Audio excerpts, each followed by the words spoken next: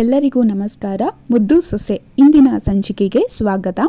ಭದ್ರಾ ಮತ್ತು ವಿದ್ಯಾ ಅವರಿಬ್ಬರೂ ಸಹ ಅವರ ಅತ್ತೆ ಮಾವನ ಆಶೀರ್ವಾದನ ಪಡ್ಕೋತಾರೆ. ಆಗ ವಿದ್ಯಾ ಅವರಪ್ಪ ಇದ್ಬಿಟ್ಟು ನನ್ನ ಕಡೆಯಿಂದ ನಿಮಗೊಂದು ಉಡುಗೊರೆ ಇದೆ ಅಳಿಯಂದ್ರೆ ಅಂತ ಅಂತಾರೆ. ಅದಕ್ಕೆ ಅದು ಬಂದು ಚಿನ್ನದ ಚೈನ್ ಆಗಿರುತ್ತೆ. ಅದಕ್ಕೆ ಭದ್ರಾ ಅವ್ರು ಏನಂತಾರೆ, ನನಗೆ ಬೇಡ ಅಂತ ಅಂತಾರೆ. ಅದಕ್ಕೆ ದಿನ ಬಂದು ಅವ್ರು ಇದ್ಬಿಟ್ಟು ಏನು ಹೇಳ್ತಾರೆ, ಅವರು ಪ್ರೀತಿಯಿಂದ ಕೊಡ್ತಾ ಇದ್ದಾರೆ, ಅಳಿಯನಿಗೆ ಅವರು ಕೊಡ್ತಾ ಇದ್ದಾರೆ, ಅದನ್ನು ನೀವು ತಗೊಳ್ಳೇಬೇಕಾಗುತ್ತೆ, ಇಲ್ಲಾಂತಂದರೆ ಅವ್ರಿಗೆ ಅಗೌರವ ಕೊಟ್ಟಂತೆ ಆಗುತ್ತೆ ಅಂತ ದಿನ ಬಂದು ಅವರು ಹೇಳ್ತಾರೆ. ಅದಾದಮೇಲೆ ಭದ್ರಾ ಅವ್ರ ಅಪ್ಪನ ಕಡೆಗೆ ತಿರುಗಿ ನೋಡ್ತಾನೆ. ಆವಾಗ ಅವ್ರ ಅಪ್ಪ ಈಸ್ಕೊ ಅಂತ ಹೇಳ್ತಾನೆ, ಹಾಕಿಸ್ಕೊ ಅಂತ ಹೇಳ್ತಾನೆ. ಆವಾಗ ಭದ್ರೇಗೌಡ ಚಿನ್ನದ ಸರನ ಹಾಕಿಸ್ಕೋತಾರೆ. ಅದನ್ನು ನೋಡಿದಂತಹ ವಿನಂತಿ ಏನಂತೇಳಿ, ಏನವ್ವ ಇಷ್ಟೊಂದು ಚಿನ್ನ ಮಡ್ಗವನೇ ಇವನು ಅಂತ ಸಾವಿತ್ರಿಗೆ ಹೇಳ್ತಾಳೆ ವಿನಂತಿ. ಅದಕ್ಕೆ ಸಾವಿತ್ರಿ ಹೇಳ್ತಾಳೆ, ಹೋಟ್ಲು ಬಿಸ್ನೆಸ್ ಮಾಡಿಕೊಂಡು ಇಷ್ಟೆಲ್ಲ ಚಿನ್ನ ಮಾಡ್ಕೊಂಡವನೇ ಅಂತ ಸಾವಿತ್ರಿ ಹೇಳ್ತಾಳೆ. ಅದಕ್ಕೆ ವಿನಂತಿ ಇದ್ಬಿಟ್ಟು, ನಾವು ಮಾವನಿಗೆ ಹೇಳ್ಬಿಟ್ಟು ಒಂದು ಹೋಟ್ಲು ಬಿಸ್ನೆಸ್ ಮಾಡೋಣ ಅಂತ ವಿನಂತಿ ಹೇಳ್ತಾಳೆ. ಅದಕ್ಕೆ ಸಾವಿತ್ರಿ ಇದ್ಬಿಟ್ಟು ಅಂತಂತಾಳೆ ಅಂದರೆ, ಏನಕ್ಕೆ ತಟ್ಟೆ ತೊಳಿಯಕ್ಕ, ಲೋಟ ತೊಳಿಯಕ್ಕ ಅಂತ ಗದ್ರುಕೋತಾಳೆ. ಅದಾದಮೇಲೆ ವಿನಂತಿ ಸುಮ್ಮನಾಗ್ತಾಳೆ. ವಿದ್ಯಾ ಅವರಪ್ಪ ಭದ್ರೇಗೌಡನಿಗೆ ಚಿನ್ನದ ಸರನ ಹಾಕ್ತಾನೆ. ಅದಕ್ಕೆ ಎಲ್ಲರೂ ಕ್ಲಾಪ್ ಮಾಡ್ತಾರೆ. ಅದಾದಮೇಲೆ ಸರಿತಾ ಅವ್ರು ಇದ್ಬಿಟ್ಟು ಹೇಳ್ತಾರೆ, ನೋಡಿ ದೇವ್ರ ಇಚ್ಛೆ ಅಂತೆ ಇವತ್ತೇ ವಿದ್ಯೆನ ಕೊರಳಿಗೆ ತಾಳಿ ಸರ ಹಾಕಬೇಕು ಅಂತ ಬರ್ದಿತ್ತೇನೋ ಅಂತ ಹೇಳ್ತಾರೆ. ಅದಕ್ಕೆ ದಿನ ಬಂದು ಅವ್ರು ಇದ್ಬಿಟ್ಟು ಪ್ರತಿಯೊಂದು ದೈವ ಇಚ್ಛೆನೇ ಅಂತ ಹೇಳ್ತಾರೆ. ಅದಾದಮೇಲೆ ಸುಭಾಷ್ ಮತ್ತು ಚಂಪನ್ನ ಕರೆದ್ಬಿಟ್ಟು ನೀವು ಬನ್ರಪ್ಪ ಅಂತ ದಿನ ಬಂದು ಅವರು ಹೇಳ್ತಾರೆ. ಬಂದು ನೀವು ಆಶೀರ್ವಾದ ತಗೊಳ್ಳಿ, ಎಲ್ಲರ ಆಶೀರ್ವಾದ, ಮತ್ತು ಚೈನ್ ಅವಳಿಗೂ ಸಹ ಚಿನ್ನದ ಚೈನನ್ನು ಹಾಕಿ, ತಾಳಿ ಸರನ ಹಾಕಿ ಅಂತ ಹೇಳ್ತಾನೆ. ಅದಕ್ಕೆ ಸುಭಾಷ್ ಬಂದು ಚಂಪಂಗೆ ತಾಳಿ ಸರನ ಹಾಕ್ತಾನೆ. ಎಲ್ಲರ ಆಶೀರ್ವಾದನೂ ಸಹ ಅವರು ಸಹ ಪಡ್ಕೋತಾರೆ. ಎಲ್ಲ ಸರಿ ಇದ್ದರೆ ಹೊರಡೋಣವ ಪೂಜೆಗೆ ಅಂತ ಶಿವರಾಮೇಗೌಡರು ಹೇಳ್ತಾರೆ. ಅದಕ್ಕೆ ಮೋಹನ್ ಅವ್ರು ಇದ್ಬಿಟ್ಟು ಹೇಳ್ತಾರೆ, ಹೊರಡೋಣ, ಎಲ್ಲವೂ ರೆಡಿಯಾಗಿದೆ, ಆದರೆ ಇವತ್ತು ನಾವು ಕೊಂಡದ ಉತ್ಸವಕ್ಕೆ ನಾನು ಇವತ್ತು ಕರ್ಪೂರನ ತಗೊಳ್ಳೋದಿಲ್ಲ, ನನ್ನ ಪರವಾಗಿ ವಿದ್ಯಾ ತಗೊಳ್ಳಿ, ಈ ಸರಿ ವಿದ್ಯಾನೇ ಎತ್ಕೋತಾಳೆ ಕರ್ಪೂರದ ಆರತಿನ ಅಂತ ಹೇಳ್ತಾಳೆ. ಏನು ಈಗಲಿಂದನೇ ನಿಮ್ಮ ಜವಾಬ್ದಾರಿನ ನಿಮ್ಮ ಸೊಸೆಗೆ ಇವಾಗಲಿಂದನೇ ವಹಿಸ್ತಿದ್ದೀರಾ ಅಂತ ಸರಿತಾ ಕೇಳ್ತಾಳೆ. ಹಾಗೇನಿಲ್ಲ ಸರಿತಾ ಅಂತ ಮೋಹನ ಹೇಳ್ತಾಳೆ. ಅದಕ್ಕೆ ಸರಿತಾ ಅವ್ರು ಇದ್ಬಿಟ್ಟು ಹೇಳ್ತಾರೆ, ಸರಿ ಇನ್ಮೇಲಾದ್ರೂ ಎಲ್ಲವೂ ಚೆನ್ನಾಗಾಗಲಿ ಅಂತ ಹೇಳ್ತಾಳೆ.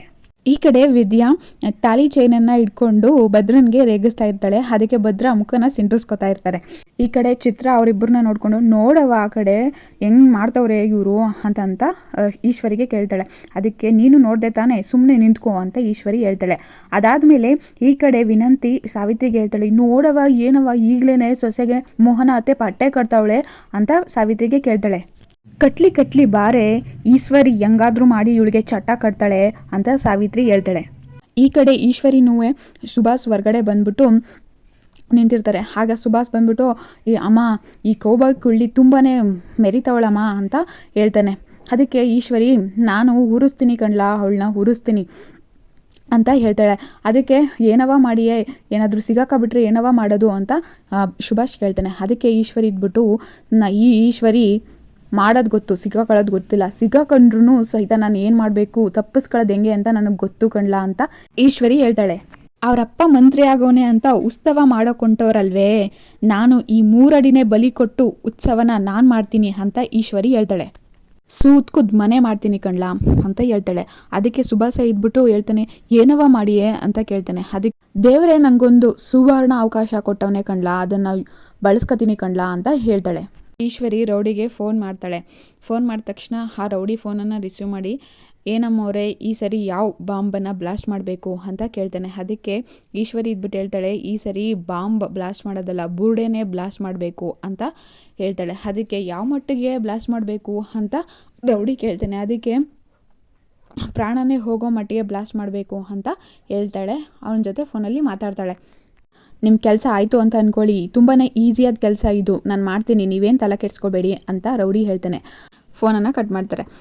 3 ಅಡಿ, ನೆನ್ನೆ ನೀನೇ ಹೇಳ್ದಲೆ ಇವತ್ತಿದ್ದವರು ನಾಳೆ ಇರಲ್ಲ ಅಂತ, ಈ ವಿಷಯ ನಿನ್ನ ಜೀವನದಲ್ಲಿ ನಿಜ ಮಾಡ್ತೀನಿ ಕಣೆ ಅಂತ ಈಶ್ವರಿ ಹೇಳ್ಕೊತಾಳೆ.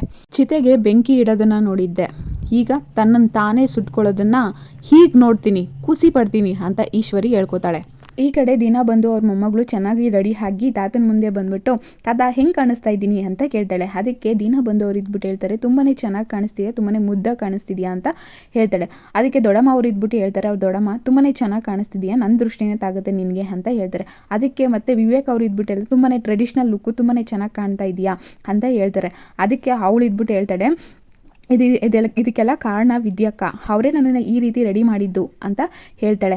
ಹೆಣ್ಮಕ್ಳಿಗೆ ತುಂಬಾ ಉಡುಗೆಗಳಿರ್ಬೋದು, ಆದರೆ ನಮ್ಮ ಸಾಂಪ್ರದಾಯಿಕ ಉಡುಗೆ ಅವರ ಒಂದು ಅಂದಾನ ಹೆಚ್ಚಿಸುತ್ತೆ ಮತ್ತು ಲಕ್ಷ್ಮೀ ಕಳೆಯನ್ನು ಹೆಚ್ಚಿಸುತ್ತೆ ಅಂತ ದೀನಬಂಧು ಅವರು ಹೇಳ್ತಾರೆ. ಮತ್ತು ನಮ್ಮ ಸಂಸ್ಕೃತಿಯನ್ನು ಸಹ ಎತ್ತಿ ಹಿಡಿಯುತ್ತೆ ಅಂತ ದೀನಬಂಧು ಅವರು ಹೇಳ್ತಾರೆ. ಆ ಮಾತು ಕೇಳಿದಂಥ ಶಿವರಾಮೇಗೌಡರು ನಿಜ ರಾಯರೇ ಅಂತ ಹೇಳ್ತಾರೆ. ಅದಕ್ಕೆ ರಾಯರು ಇದ್ಬಿಟ್ಟು ಹೇಳ್ತಾರೆ, ನೀವೇನಾದರೂ ಅಂದ್ಕೊಳ್ಳಿ, ವಿದ್ಯೆ ಅಂತ ಸೊಸೆ ಇದ್ದರೆ ಆ ಮನೇಲಿ ಶಾಂತಿ, ನೆಮ್ಮದಿ, ಪ್ರೀತಿ ಎಲ್ಲವೂ ತುಂಬಿರುತ್ತೆ ಅಂತ ಹೇಳ್ತಾರೆ.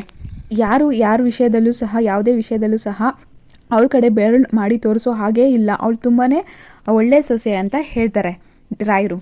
ಅದಕ್ಕೆ ಎಲ್ಲರೂ ಸಂತೋಷನ ಪಡ್ತಾರೆ. ಈ ಸಮಯದಲ್ಲಿ ವಿದ್ಯಾ ಭದ್ರನ್ನ ರೇಗಿಸ್ತಾ ಕಣ್ಣನ್ನು ಹೊಡಿತಾಳೆ.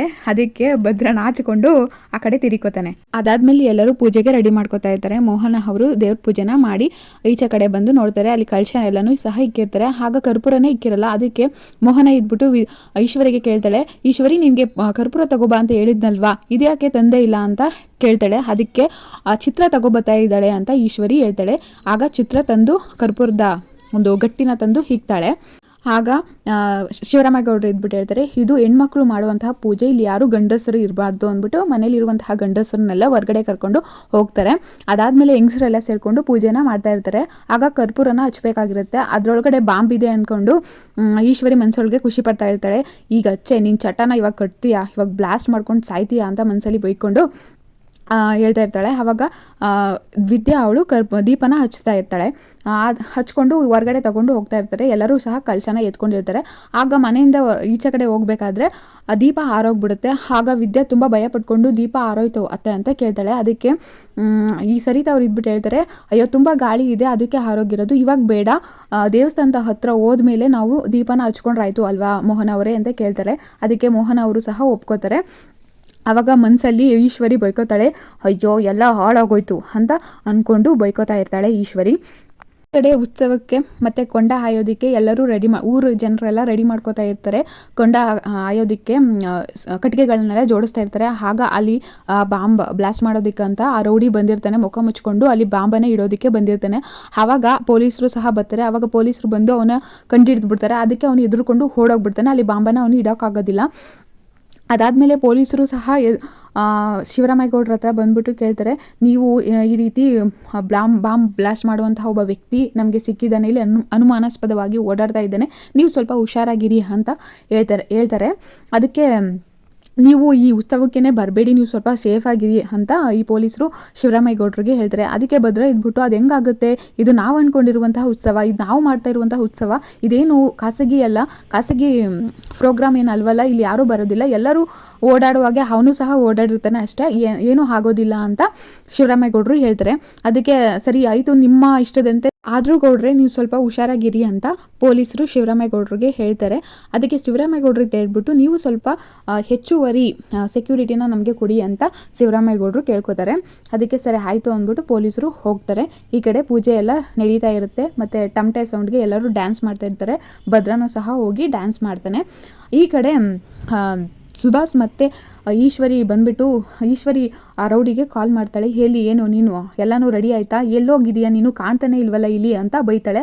ಅದಕ್ಕೆ ಆ ರೌಡಿ ಇದ್ಬಿಟ್ಟು ಹೇಳ್ತಾನೆ, ನಾನು ಬಾಂಬ್ ಇಡೋದಕ್ಕಂತ ಬಂದಿದ್ದೆ, ಆಗ ಪೊಲೀಸರು ಕಂಡುಬಿಟ್ರು, ಅದಕ್ಕೆ ನನಗೆ ಭಯ ಆಗೋಯ್ತು, ನಾನು ಬಂದ್ಬಿಟ್ಟೆ ಅಂತ ಹೇಳ್ತಾನೆ ಅವನು. ಅದಕ್ಕೆ ಈಶ್ವರಿ ಇದ್ಬಿಟ್ಟು ಎಲ್ಲನೂ ಹಾಳು ಮಾಡಿ ಇಟ್ಬಿಟ್ಟೆ ಅಂದ್ಬಿಟ್ಟು ಬೈಕೋತಾ ಇರ್ತಾಳೆ. ಅಲ್ಲಿಗೆ ಈ ಎಪಿಸೋಡು ಎಂಡ್ ಆಗುತ್ತೆ ಅಷ್ಟೇ.